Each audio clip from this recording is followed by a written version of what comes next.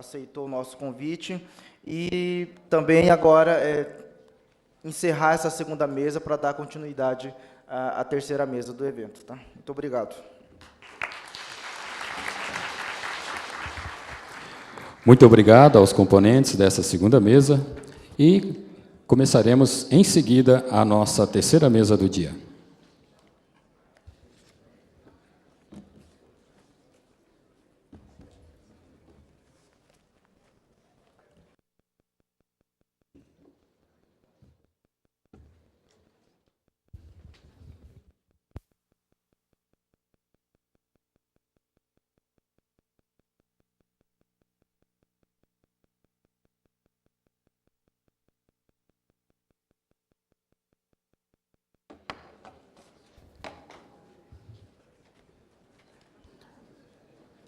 Senhoras e senhores, chamamos agora para a terceira mesa o arcebispo de Porto Alegre, presidente do Conselho Indigenista Missionário, Dom Roque Palox, que irá presidir a mesa.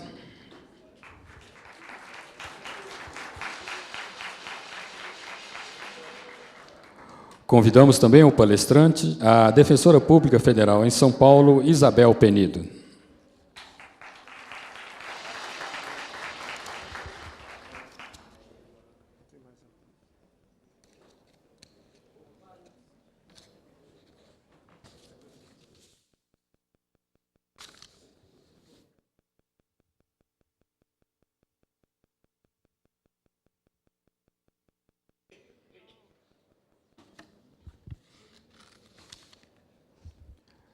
Tem a palavra Dom Roque Palox.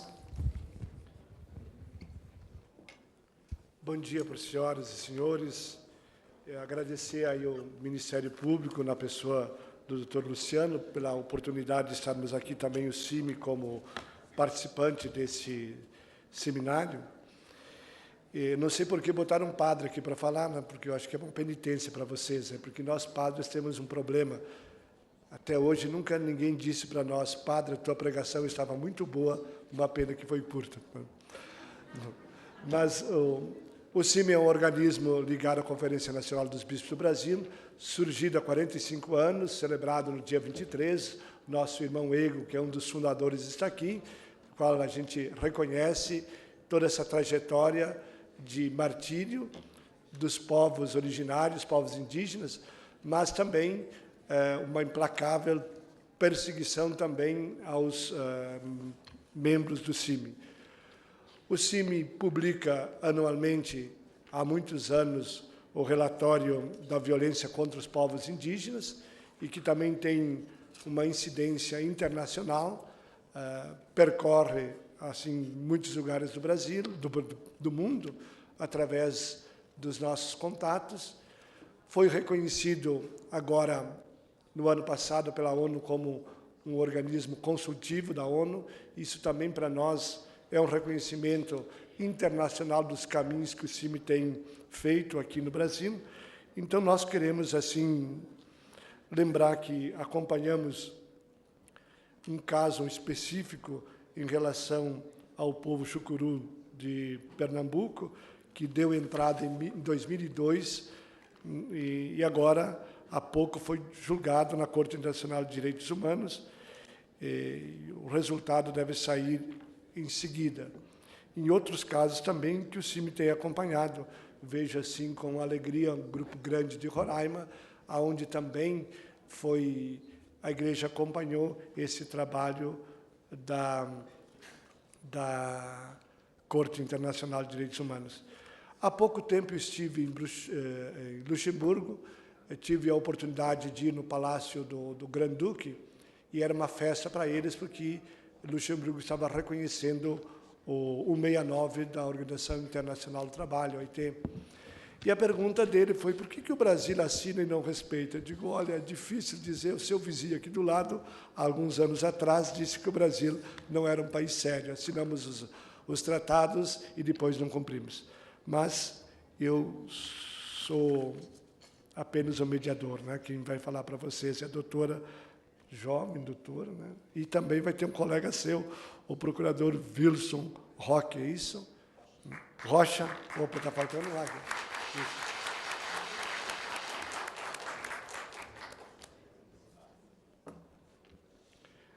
Você trabalhou no Mato Grosso, né? Você é tão novo, pode ser meu neto, né? Então, trabalhou no Mato Grosso, por isso nem chamo de doutor, né? Então, vai se acomodando. Eu acho que, como nós estamos nessa época, assim, primeiras mulheres, né? Doutora, tudo é contigo, o pessoal quer te ouvir. Precisa te apresentar, você te apresenta mesmo, né? Defensora Pública Federal do Estado de São Paulo. Né? Então, obrigado pela tua presença entre nós. Bom dia a todos e todas. Eu gostaria, né, inicialmente, de cumprimentar o presidente da mesa, o Dom Roque Palocci.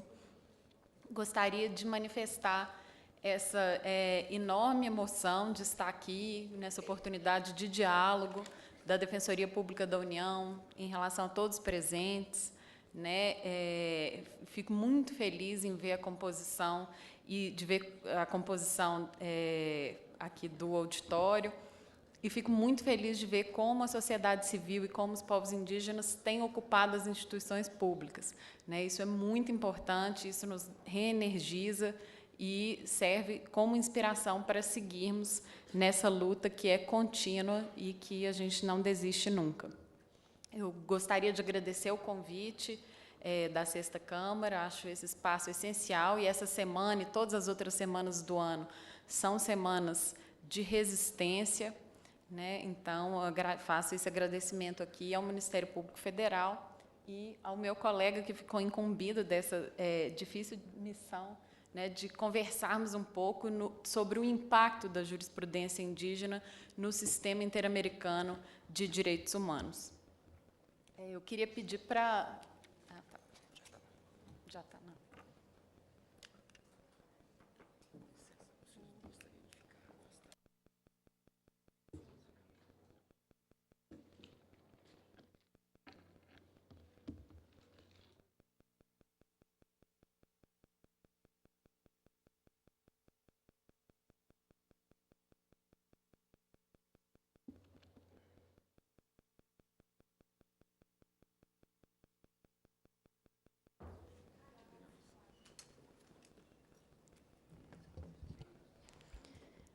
Bem, nós fizemos aqui uma pequena reorganização do espaço, só para não ficar de costas a apresentação em PowerPoint.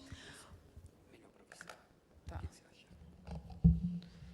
O tema da minha palestra versa sobre os padrões interamericanos em matéria indígena, e eu vou falar especificamente de uma experiência...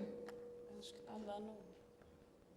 Acho melhor pegar esse daqui, porque está dando interferência.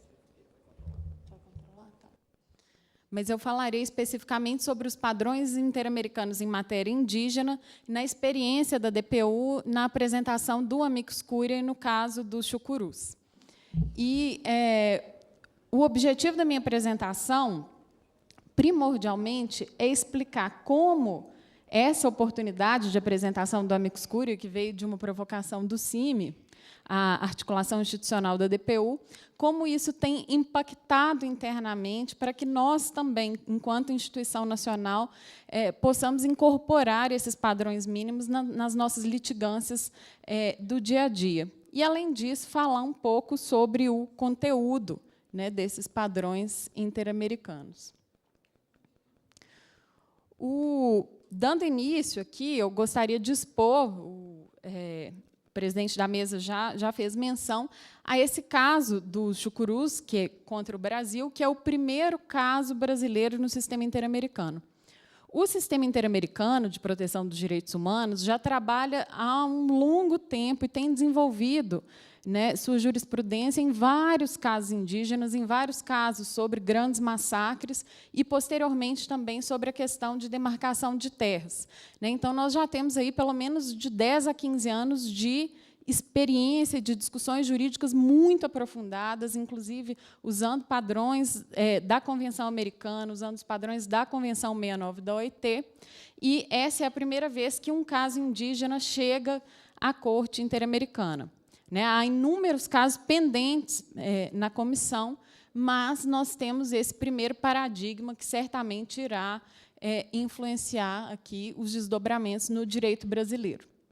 O caso ainda está pendente em julgamento, a audiência pública foi no último dia 21 de março, e nós apresentamos, o memorial que nós apresentamos é bem recente, nós o submetemos no dia 4 de abril, né, e as principais discussões são a violação aos artigos da Convenção Interamericana, aos artigos 5, que versa sobre o direito à vida, aos artigos 21, sobre o direito de propriedade. Nesse ponto, a Corte Interamericana reconfigurou o significado de propriedade para o direito internacional dos direitos humanos, reconhecendo o direito às terras ancestrais e o direito à propriedade comunal dentro do conteúdo jurídico do artigo 21, e do artigo 8.1 e 25, que versam sobre as garantias judiciais e a proteção judicial efetiva. Então, a litigância desse caso ela se estrutura nesses 3 eixos que dialogam: o direito à vida,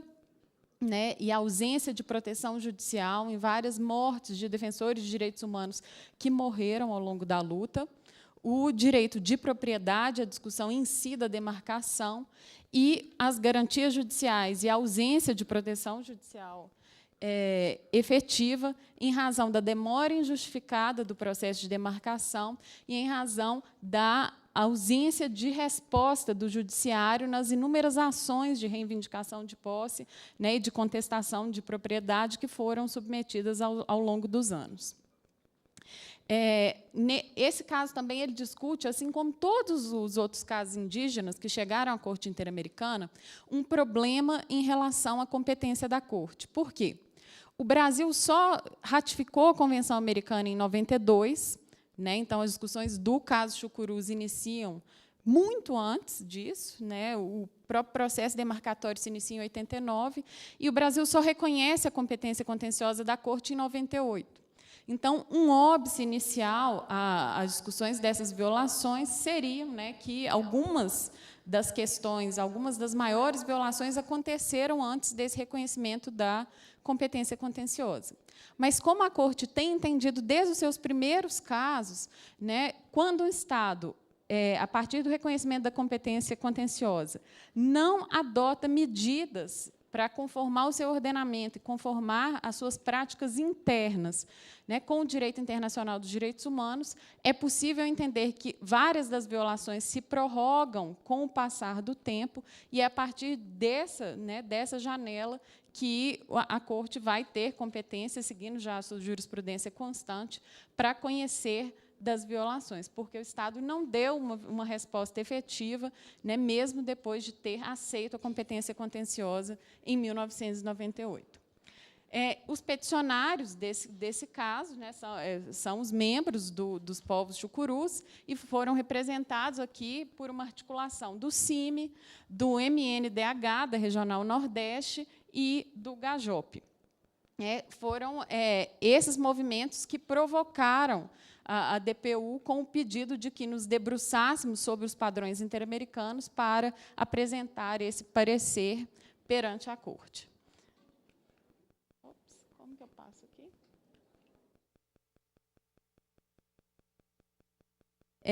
Como eu vou falar um pouquinho do impacto que essa participação traz na instituição a qual pertenço, né, a DPU, eu gostaria só de explicar, de forma muito rápida e sem me aprofundar no tema, sobre os modelos atualmente que existem da nossa atuação no sistema interamericano.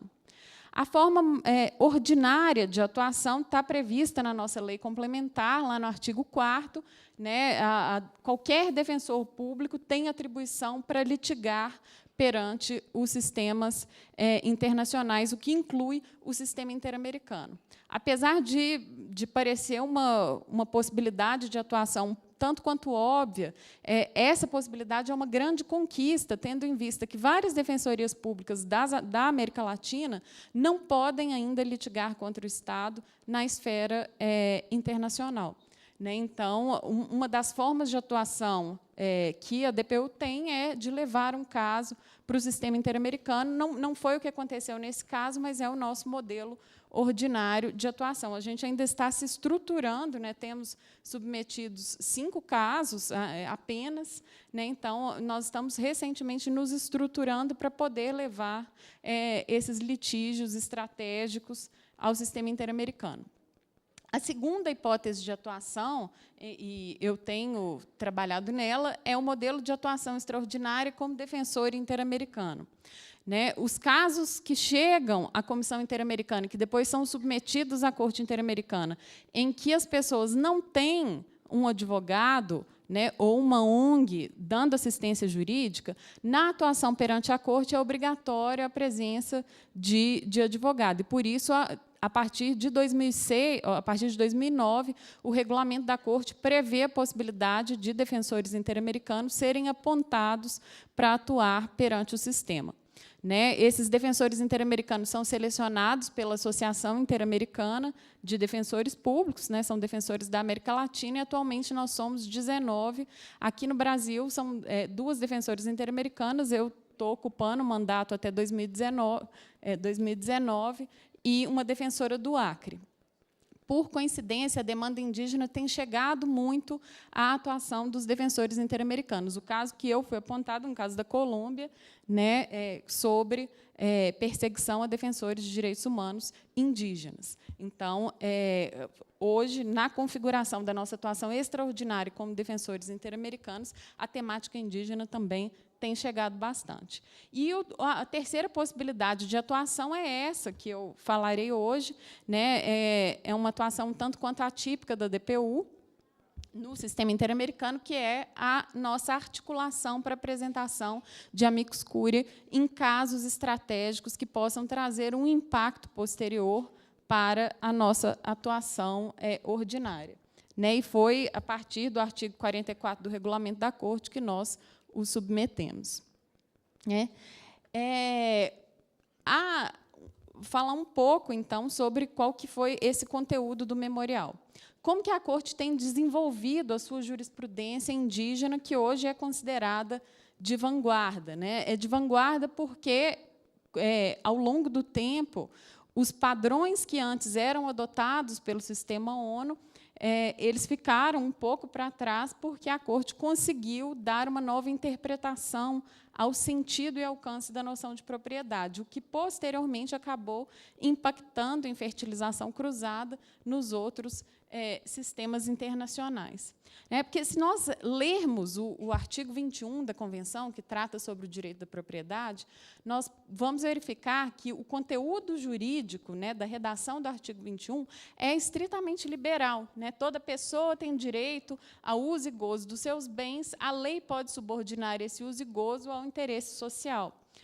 Não havia nenhuma menção expressa à noção de propriedade comunal, ao especial significado que a terra tem para as comunidades indígenas e para os povos tradicionais, né? A noção de espiritualidade e de manutenção dos modos de vida, e a própria ideia de manutenção de uma identidade cultural, né, e desse patrimônio imaterial.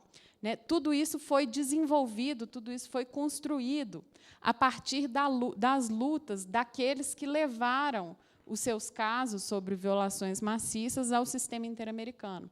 Né? Tudo isso foi construído em contraditório perante a Corte Interamericana pelos antropólogos que funcionaram como peritos expert, pelas lideranças e pelas comunidades que foram à Corte Interamericana e que lutaram, né, para ocupar o seu locus standi, para que tivessem voz e para que pudessem falar e expor os casos à Corte Interamericana, e a todas as militâncias, né, a todos os defensores de direitos humanos que fizeram e formularam pedidos de reconhecimento dessas violações e de reconhecimento de responsabilidade internacional dos Estados, e também pedidos muito criativos e muito novos em relação às reparações cabíveis. Né? Essa interpretação sobre o sentido e alcance do artigo 21, ela não surgiu simplesmente de uma ideia brilhante ou de um momento inspirado dos juízes da Corte Interamericana, mas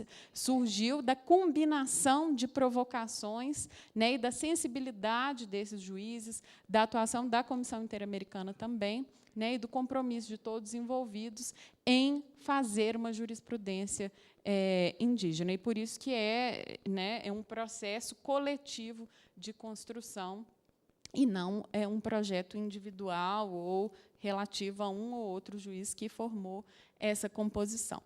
Né? Então, há essa reconfiguração do artigo 21. A Comissão Interamericana tem um relatório muito importante de 2010, chamado Terras Ancestrais, que faz uma sistematização de todo esse desenvolvimento, e é claro, né, que agora, como nós já estamos em 2017, isso é atualizado pelos casos mais recentes. Eu não vou conseguir abarcar, né, todo esse desenvolvimento jurisprudencial, mas eu fiz apenas, eu pontuei questões que são importantes aqui nos debates que já foram travados hoje. Né? E eu destaco aqui também esse papel essencial dos antropólogos que tentaram motivar esse cenário tão árido do direito com novos pensamentos e com novas provocações para esse novo entendimento do que seria o artigo 21. E uma questão da evolução jurisprudencial que eu acho importante destacar é a estrita relação que a noção de propriedade tem para a Corte Interamericana em relação ao direito à vida. E eu acho que isso pode ser entendido a partir de uma perspectiva histórica dos primeiros casos que chegaram. Porque a Corte Interamericana ficou muito tempo julgando os casos de desaparecimentos forçados, de violações ao direito à vida, e, posteriormente, as violações à integridade física, né, e psicológica. Né? Então, os primeiros casos, lá do final da década de 80 e do início dos anos 90, tinham muito esse enfoque. E a primeira vez que a questão indígena chega à Corte Interamericana, salvo engano, no caso Aloy Boitoi, né, lá dos anos 90, que versava sobre um desaparecimento forçado né, de um indígena. E, nesse caso, Aloy Boitoi, o que é muito interessante foi que, nas reparações, pela primeira vez, a Corte Interamericana afastou o regime do direito de sucessões que vigia no Estado, eu estou na dúvida agora se era Guatemala ou Nicarágua, mas afastou esse regime do direito de sucessões para ver quem que ia receber as reparações e aplicou o direito consuetudinário, né, os costumes daquela comunidade. Então, foi a primeira vez em que se reconheceu, talvez, a existência dentro dos Estados de uma pluralidade de fontes normativas. Né? Eu creio que a doutora Débora Duprá acabou pincelando um pouco essa insuficiência de um ordenamento jurídico, né, de uma fonte jurídica normativa estatal uniformizadora. Quando a gente fala em direitos indígenas, né, quando a gente fala em povos indígenas que convivem dentro do nosso território, um dos pontos essenciais é conseguir entender o papel em que as normas consuetudinárias têm para essas comunidades, né? E a importância que esse costume, né, essa prática reiterada, que é reconhecida como direito, passa a ser reconhecida também para o direito internacional. Talvez com mais naturalidade para o direito internacional, porque o costume é fonte, né, de direito internacional, o costume internacional. Então, talvez exista uma estranheza menor do que quando nós analisamos o nosso atual paradigma que ainda vige uma noção de Estado moderno que uniformiza as identidades e as fontes normativas. Mas esse caso Aloy Boitoi ele é muito importante por começar a incorporar essa ideia de que as normas consuetudinárias têm uma relevância muito grande na interpretação do direito e no próprio reconhecimento do direito como fonte. E isso tem um impacto, posteriormente, quando os casos sobre o direito à propriedade começam a ser analisados. Aí, posteriormente, eu mencionei a Aloy Boitoi, depois tem um dos grandes casos que fala sobre demarcação, né, que é esse caso Maiana Sumo Awostigni, eu não sei pronunciar. Posteriormente, chegam os casos paraguaios, comunidade Iaquiaxa, né, e tantos outros, enfim, né, tem vários casos no sistema interamericano, e agora o caso dos chucurus. Eu estou só com dificuldade de passar.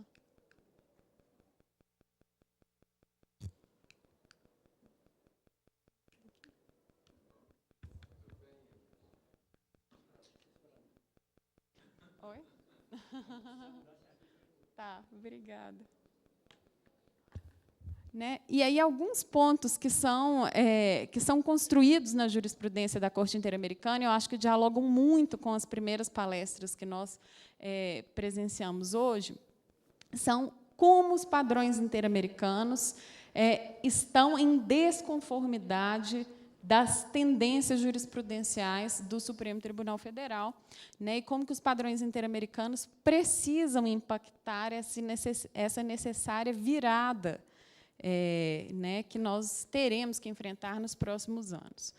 A primeira questão, que é muito clara na jurisprudência da Corte, até por se construir a partir dessa noção, né, em que se debruça nas normas consuetudinárias e de como que os povos indígenas se construíram ao longo da história, né, a primeira questão, que é muito clara na jurisprudência da Corte e também em todos os materiais que são produzidos pela Comissão Interamericana, é que o reconhecimento das terras, além de ser um direito que deriva do artigo 21, que deriva do artigo 5º, né, lá do direito à vida, né, que deriva da noção de identidade cultural, que perpassa todos os artigos da Convenção Americana.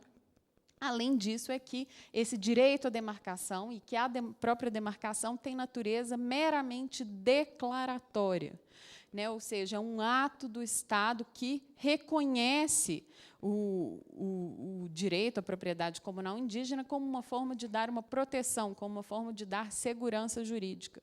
O ato de demarcação, né, até por ser um ato complexo, ele não constitui um direito, não cria um direito novo, né, e essa questão, essa perspectiva do sistema interamericano é muito importante na hora de discutirmos o marco temporal. Não faz sentido nenhum, além de todos os argumentos que foram assim, brilhantemente esposados, né, no período da manhã, além disso tudo, não faz sentido nenhum, do ponto de vista jurídico-normativo, pensarmos que a Constituição de 88 teria dado, né, teria criado algo que não existisse anteriormente.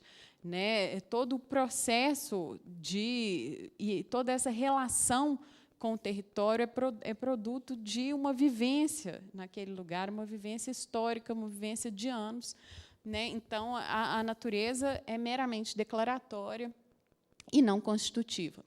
Né? Um segundo ponto que precisa de ser esclarecido, né, eu creio que não precisa ser esclarecido, porque provavelmente todos nós já concordamos com isso. Mas um segundo ponto que pode ser realçado é que a Corte Interamericana reconhece o direito de retornar às terras tradicionalmente ocupadas, quando um ato estatal arbitrário suprime essas terras da comunidade. Né? Um dos casos paradigma, ele não é especificamente sobre indígenas, mas ele é sobre quilombolas lá no Suriname, né? Mas há casos posteriores, esse foi o primeiro, é o caso Moivana contra o Suriname. Nesse caso, houve, na década de 80, um grande massacre numa comunidade de ancestralidade negra, e, em razão desse massacre, todas as pessoas, para sobreviver, se deslocaram internamente, alguns, inclusive, buscaram refúgio na Guiana Francesa. E esse massacre ele foi tão grande, ele foi tão impactante na relação com os ancestrais, que as pessoas, além de não conseguirem voltar à terra, porque, se voltassem, né, teriam o direito à vida exposto a risco, além disso, elas ficaram com uma sensação de dívida com os ancestrais, né, porque precisavam de buscar a realização da justiça e o reconhecimento formal daquele massacre, inclusive a realização de uma cerimônia de transição, um culto, né, de enterro dos restos dos mortos, para que elas pudessem voltar.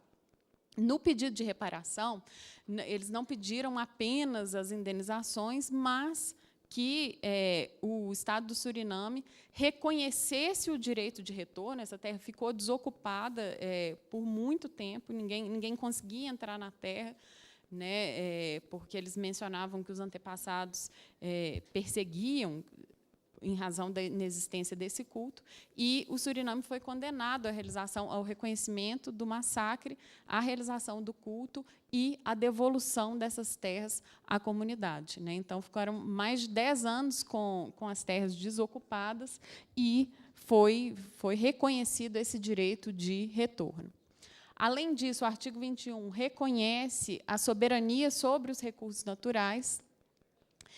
Um ponto importante que nós destacamos nos memoriais, que têm sempre sido colocados pela Comissão Interamericana, é que a Constituição do Brasil reconhece o direito de propriedade da União e de posse permanente dos indígenas, né? Esse reconhecimento ele não é compatível com o sentido e alcance que é previsto na Convenção Americana. A Convenção Americana fala do reconhecimento à propriedade indígena, né? Portanto, nós ressaltamos no memorial, é claro que a possibilidade de posse permanente nos parece hoje uma realidade até distante do que a maioria das comunidades tem conseguido usufruir. Mas os padrões interamericanos reconhecem o direito à propriedade, né? Então, nesse ponto, haveria, sim, violação à Convenção Americana, né?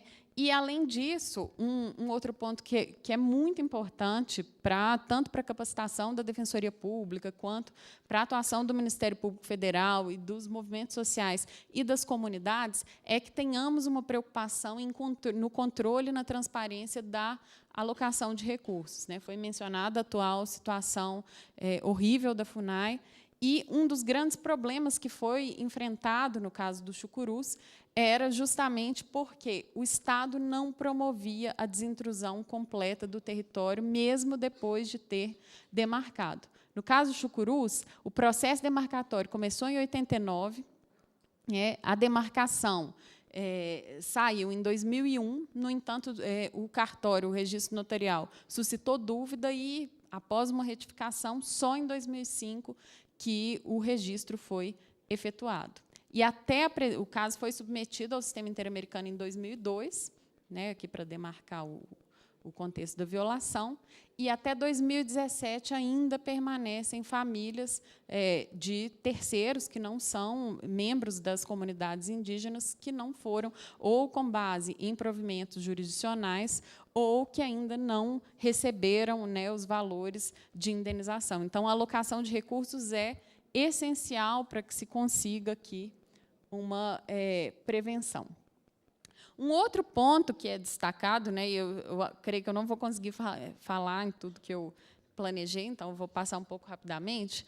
Um outro ponto que foi destacado em relação às violações no caso do Chucurus é essa excessiva demora na demarcação.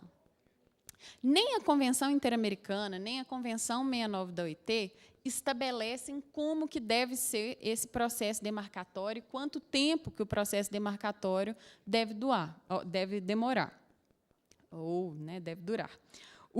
Esse prazo ele deve ser apenas razoável. Então, quando a Corte analisa se o prazo foi razoável ou não, leva em conta aqueles parâmetros de prazo razoável de duração do processo que foram estabelecidos ao longo da sua jurisprudência, mesmo para os casos não indígenas. Isso porque o Estado tem uma margem de apreciação para criar um procedimento demarcatório, desde que ele seja efetivo, desde que ele leve em conta os usos e costumes e participação dos povos afetados, né, e desde que dure de forma razoável.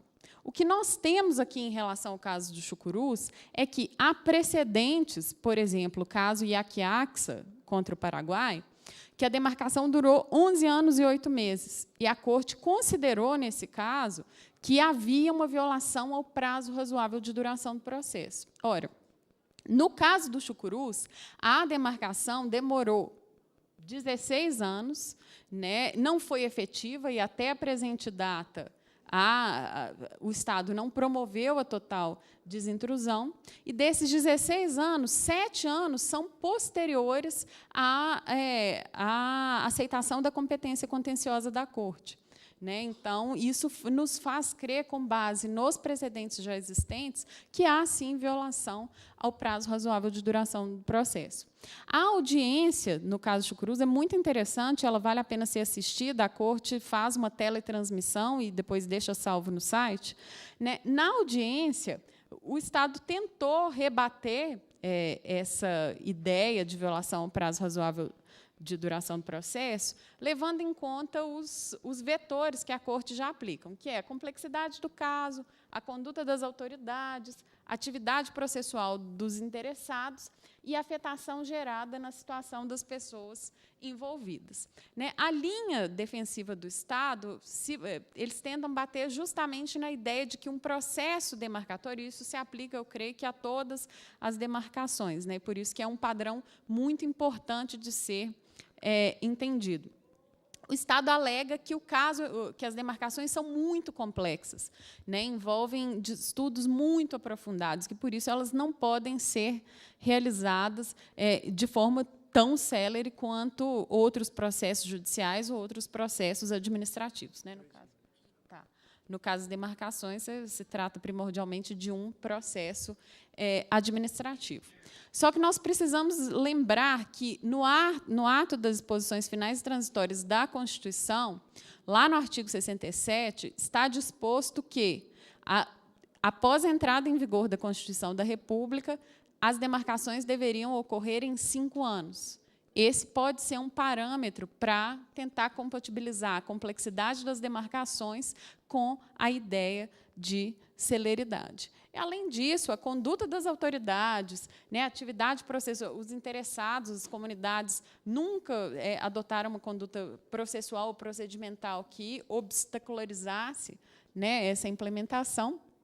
E a afetação da situação dos afetados é enorme, inclusive, né, com a existência de pelo menos 3 homicídios das lideranças indígenas, de homicídio de um funcionário da FUNAI, né, homicídios que não foram investigados e inúmeras ameaças ao cacique Marquinhos, né, e a sua mãe, que, inclusive, motivou que a Corte que se concedessem medidas cautelares, né, no curso desse processo perante o sistema interamericano. Vou só correr para a gente conseguir aqui terminar, né? Então, não houve uma proteção judicial efetiva.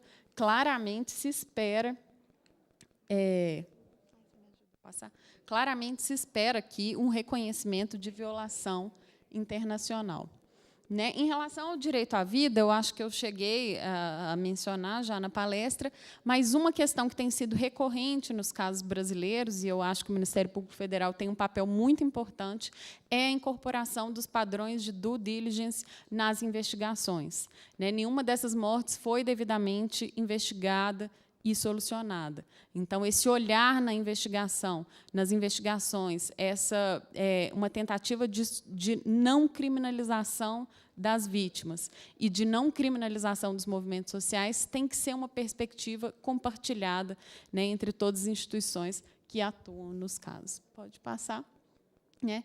E aí a grande provocação, e aí eu já encerro, a grande provocação que fica para a Defensoria Pública da União, na nossa participação como amicus curiae, sem sombra de dúvidas, é uma provocação que vem até de uma representante do CIMI, muito querida lá de São Paulo, a doutora Michael Mary Nolan, né, que é uma das maiores incentivadoras e uma das militâncias lá em São Paulo que mais nos chacoalham, que é sempre essa ideia de pensar fora da caixa. Né? Se, como a Débora Duprá mencionou, se todo o sistema, né, e nós atuamos aqui, tanto Defensoria Pública quanto Ministério Público Federal, nós somos instituições estatais, e se todo o sistema nos conforma a uma atividade burocrática, né, e repetitiva, nós temos o dever aqui, a partir desses grandes casos, né, que espelham lutas históricas e lutas que são, inclusive, maiores que as próprias instituições, né, nós temos esse dever de tentar pensar um pouco fora da caixa, de tentar desconstruir a nossa própria atuação institucional com um pouco de criatividade, com muita responsabilidade, né, e, sobretudo, buscando uma democratização das nossas instituições.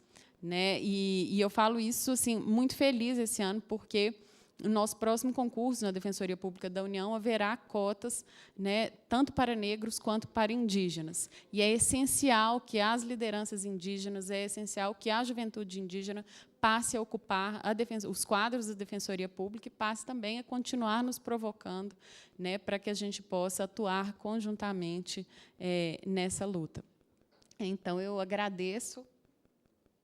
Né? E sempre, gente, eu coloquei um itemzinho aqui, sempre uma mobilização para o fortalecimento do sistema interamericano, porque essa também é um instrumento de resistência. Muito obrigada pela atenção de todos. Né? Desculpem.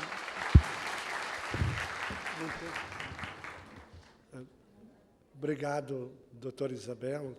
Perdão, porque a minha função exige isso, né? Tirar o tempo, mas muito obrigado pela tua belíssima colocação, e a gente percebe que temos um longo caminho a percorrer. Mas que bom que a gente tenha a ousadia de sonhar fora da caixinha, né? Sonhar e pensar fora da caixinha. Agora é com o nosso doutor procurador, Wilson Rocha, que vem de Goiás, né, de Anópolis, para nos ajudar aqui hoje nesse seminário.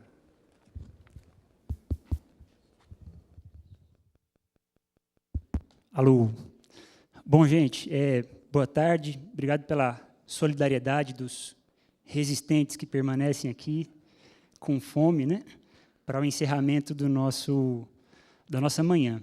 Bom, essa fala era para ser exercida por uma palestrante que não pôde participar, né, Dali Sambu Dorougue.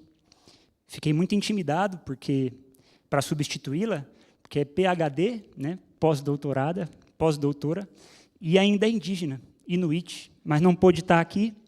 E aí o Luciano e o Akira pediram que eu, de alguma forma, ocupasse esse espaço, os ouvidos de vocês, para que a gente pudesse estabelecer com a Defensoria Pública da União um diálogo a respeito da proteção internacional dos direitos humanos. Então, eu fiquei até 2 horas da manhã preparando, lendo alguma coisa, e aí, para o meu desespero, tudo que eu li, a doutora Isabel já falou. Né? Isso me livra de grande parte do meu problema aqui, da minha dificuldade, e vai me dar mais liberdade para a gente dialogar sobre alguns pontos relevantes dessa questão da proteção internacional dos direitos dos povos indígenas. Inclusive, o nome do painel me pareceu curioso. A mesa 3, no cronograma do nosso evento, está com o seguinte título: Terras indígenas na jurisprudência do Sistema Interamericano de Proteção dos Direitos Indígenas. A rigor, nós não temos um Sistema Interamericano de Proteção dos Direitos Indígenas. Temos um Sistema Interamericano de Proteção dos Direitos Humanos. Talvez na ONU hoje a gente pudesse falar sobre um sistema de proteção dos direitos indígenas, já que existem espaços específicos na ONU vocacionados à proteção de direitos dos povos indígenas. Né? Temos, no Conselho Social e Econômico, o Fórum Permanente da ONU sobre Questões Indígenas. No Conselho de Direitos Humanos, temos um mecanismo de especialistas. Temos também um relator especial sobre questões indígenas também. Mas, para não repetir aquilo que a doutora Isabel, melhor que eu falaria, já falou, eu proponho que a gente problematize um pouco essa questão dos direitos humanos, apontando alguns equívocos existentes no nascimento dessa discussão dos direitos humanos no mundo. Me permito dizer equívocos porque são paradigmas já superados, e já superados graças à permanente mobilização dos povos indígenas no mundo. Bom, quando da edição da Declaração Universal dos Direitos Humanos, a gente está falando do ano de 1948, os povos indígenas permaneceram fora da cobertura estatal necessária ao reconhecimento de seus direitos. Então, esse é um primeiro ponto relevante para a gente considerar. Né? O nosso sistema internacional de proteção dos direitos humanos exige a presença de um Estado sob o qual se coloca o indivíduo, e esse Estado se encarrega da proteção desses direitos humanos. Esse é o modelo que nós temos de direito internacional hoje. Em 1948, isso é explícito na Carta das Nações Unidas, que é de 45, na Convenção sobre Delito de Genocídio, que foi aprovada no dia anterior à Declaração da ONU sobre Direitos Humanos. A declaração é do dia 10 de dezembro de 48. A Convenção sobre o Delito de Genocídio é do dia 9 de dezembro. E lá fica explicitado o seguinte. Na Carta da ONU de 45 consta o seguinte: nenhum dispositivo da presente carta autorizará as Nações Unidas a intervirem em assuntos que dependam essencialmente da jurisdição de qualquer Estado, ou obrigará os membros a submeterem tais assuntos a uma solução nos termos da presente carta. Ou seja, na efetivação dos direitos humanos no mundo, a própria ONU previa que o Estado era um obstáculo intransponível. O direito internacional não poderia ultrapassar as barreiras impostas pelo Estado para realizar direitos humanos dentro daquele Estado. E por que isso é um problema muito grande para os povos indígenas, gente? Porque, via de regra, o maior violador dos direitos dos povos indígenas é o próprio Estado. O professor Bartolomé Claveiro, nesse livro aqui que eu tive a honra de traduzir para o português, ele cita uma fala do governo brasileiro durante as discussões da Convenção sobre Genocídio. O governo brasileiro, o representante do governo brasileiro naquele espaço, manifestou uma preocupação, abre aspas, há minorias que aproveitam esse conceito de genocídio como desculpa para se opor a uma assimilação perfeitamente normal. Isso é a fala do governo brasileiro durante as discussões que levaram à edição da Convenção sobre o Delito de Genocídio. Quer dizer, naquele momento, o Brasil entendia e o mundo entendia que a assimilação, que o índio deixasse de ser índio para virar um nacional, era algo perfeitamente normal, né? E o professor Bartolomé Claveiro imputa essas preocupações brasileiras, especialmente por conta daquilo que o Brasil realizava em relação ao povo guarani na década de 40 e 50, né? Ou seja, quando a gente fala em direitos humanos em 45, não queiramos incluir ali o que não está ali. Os povos indígenas não estavam previstos como sujeitos de direitos humanos declarados ali em 48. E aí a gente precisa investigar como que, através da luta dos povos indígenas, eles alcançaram serem destinatários também desse sistema de proteção dos direitos humanos. E por que os índios não eram, então, destinatários desses sistemas, desses tratados e convenções? Porque pesava ainda sobre os direitos humanos um lastro colonial, uma hipoteca colonial que segue ainda fazendo estragos, né? Quer dizer, o colonialismo, então, imperante, e a gente pode afirmar com segurança, ainda imperante, impedia que os povos indígenas fossem percebidos como sujeitos de direito internacional. E por que isso deve causar algum estranhamento? Porque os índios, como povos que são, como sujeitos que são, deveriam ser parte ativa nesse direito que se afirma internações, internacional. Esse quadro começa a mudar a partir de 1960, com uma declaração da ONU sobre concessão de independência aos países coloniais. Em 1960, então, a ONU afirma nessa declaração o seguinte: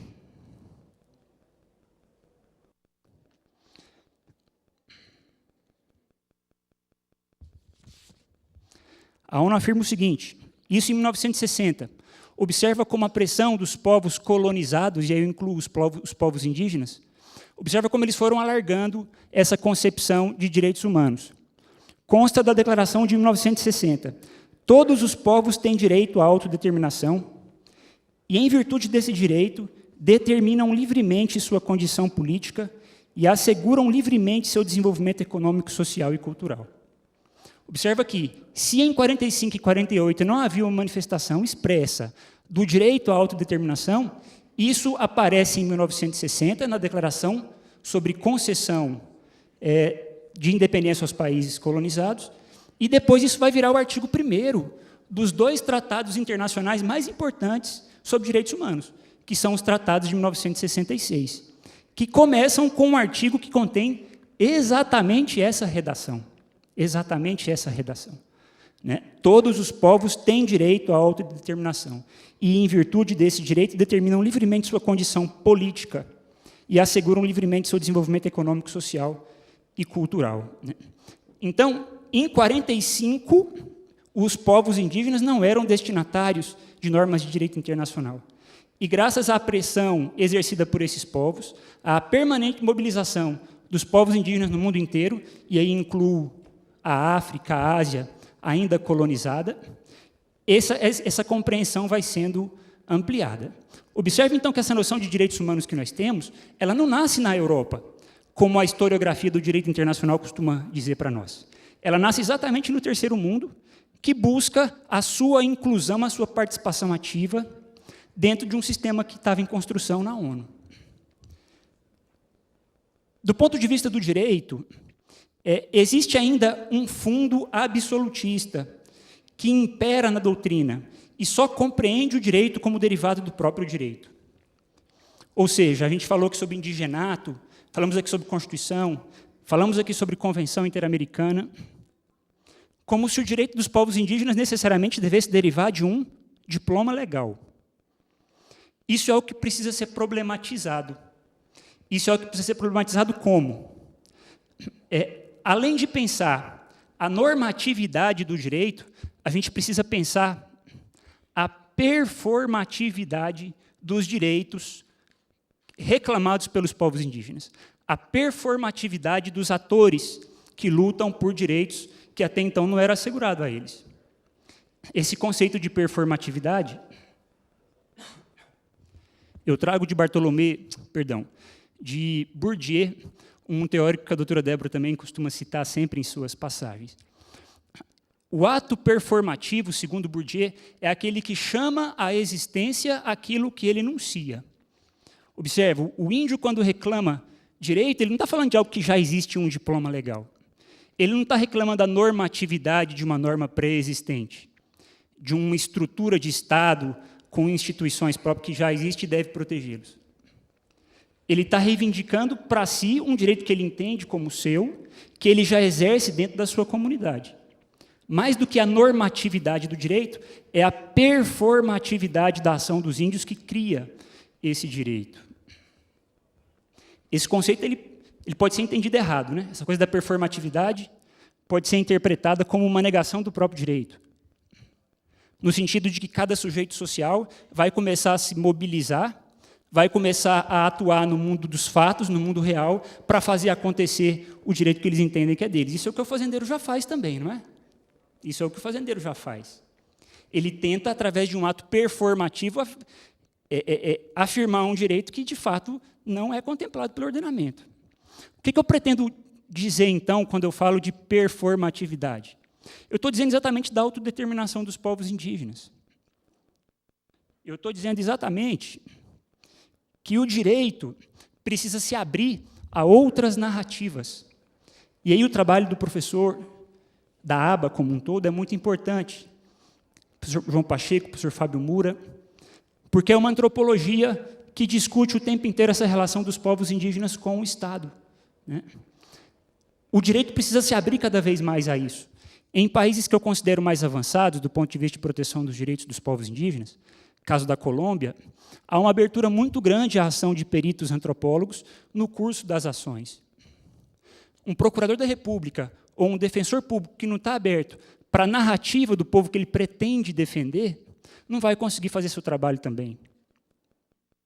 Essa performatividade do direito dos povos indígenas impõe ao jurista a necessidade de abrir o direito para outras narrativas que não essa que a gente aprende na faculdade, da norma que foi editada, da Assembleia Constituinte e tudo mais.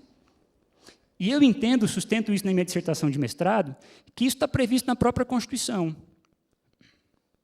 Eu chamo o artigo 231 de uma cláusula de abertura constitucional. Ali, no artigo 231, é a porta que o jurista tem que ter a coragem de atravessar. E, inclusive, a coragem de reinterpretar todo o sistema jurídico, especialmente quando estamos tratando dos povos indígenas, reinterpretar toda a Constituição à luz do artigo 231. Porque ali está dito que a Constituição acolhe as tradições, acolhe as instituições, acolhe o modo de vida. E a gente tem que abrir o direito, então, para outras ciências e parar de discutir coisas que eu, por exemplo, doutora Isabel, me permita a crítica, mas essa questão que eu já vi em vários livros, essa discussão da posse e propriedade. Não, mas é posse, não é propriedade. A Convenção Interamericana fala em propriedade, a Constituição só assegura posse. A gente está o tempo inteiro tentando espelhar nos índios algo que é nosso, né? Não é posse nem propriedade, é tecorrá. É um conceito totalmente distinto, uma narrativa nova, diferente sobre aquilo que é terra indígena. Não é posse, não é propriedade, é tecorrá.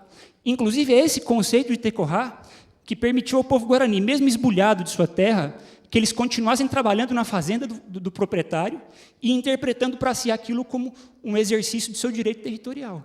Ele era empregado da fazenda, mas de acordo com a sua vivência espiritual, de acordo com a sua vivência comunitária, aquilo era interpretado como exercício de um direito que eles tinham àquela porção do território, ainda que empregados de um suposto proprietário, né? É através dessa gradativa participação de lideranças indígenas em diversas instâncias que a gente conseguiu, então, abrir esse conceito de direitos humanos para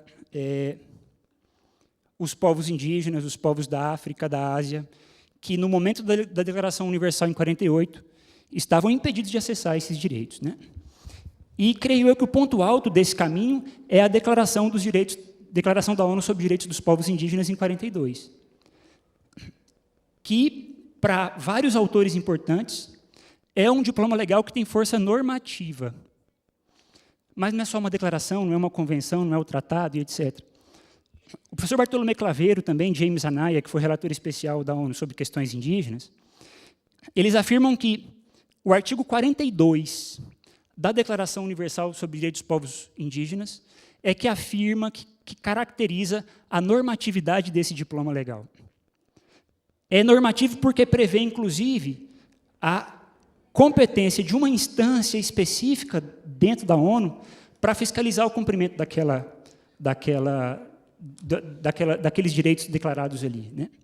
Há quem entenda que todas as normas sobre direitos humanos possuem hoje caráter normativo, porque estão, inclusive, submetidas a uma revisão periódica universal que a ONU faz e que pode condenar o Estado a determinadas sanções se não cumpre parâmetros que o direito internacional estabelece. O direito internacional, então, é um locus muito adequado para a discussão dos direitos dos povos indígenas, pois ali há uma possibilidade maior de afirmação da autodeterminação desses povos. O direito interno está muito apegado ainda às noções de soberania, supremacia estatal, de um direito que só deriva do próprio direito estatal e tudo mais. Dentro do direito internacional já tem uma reflexão mais avançada sobre a relativização desse conceito, que para mim é a grande tragédia do direito ocidental, que é esse conceito de soberania. E é ali, no direito internacional, que a gente vê afirmado pela primeira vez, de forma categórica, esse direito à autodeterminação. E é a partir desse momento, gente, que foi possível que os índios no Brasil e no mundo deixassem de ser um apêndice do ambientalismo. Muitas vezes, o governo brasileiro delimitou terra indígena no Brasil para proteger a natureza.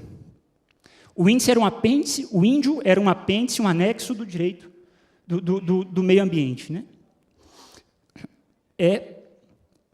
Foi também, dentro desse contexto do direito internacional, que o índio deixou de ser um apêndice do culturalismo também. Ambientalismo e culturalismo são temas que eu abordo no meu doutorado, que está em curso ainda, e que eu entendo que são os grandes obstáculos para a afirmação categórica desse direito dos povos indígenas, né?